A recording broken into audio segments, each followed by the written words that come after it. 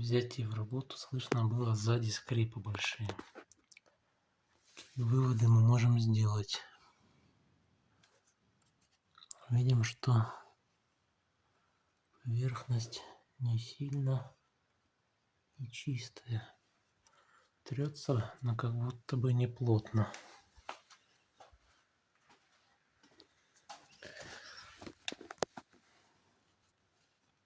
Что мы видим здесь? Вот передняя. У нас идет плотный контакт. Да, есть неровности, выработки, но контакт плотный с колодкой.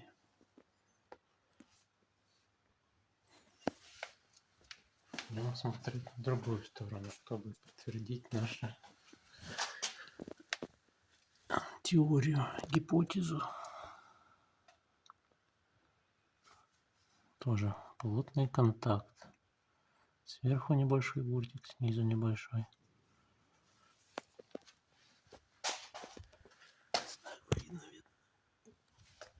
Идем дальше.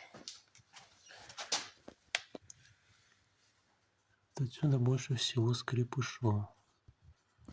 Здесь контакта как такового, пока свет светит, оно еще более-менее под прямым углом. Как такового контакта вообще нету. Так что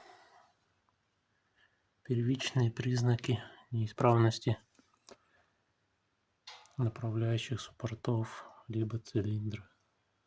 Ну, скорее всего, направляшки. И раз оно уже давно так ездит, вероятнее всего даже, возможно, попадет человек на суппорт. Потому что прожигать, выбивать это по деньгам выйдет так же, как и новый суппорт аналоговый. Вот такая вот ситуация. Колесо переднее, правое. Видите, у нас направляшки good, но есть вот такой вот нюанс.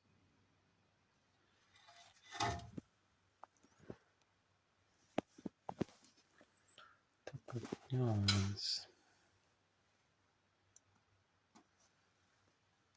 Нехороший. Так как заснять не смог, что случилось с задними суппортами, приложено данное фото для визуального понимания, что произошло на задних суппортах.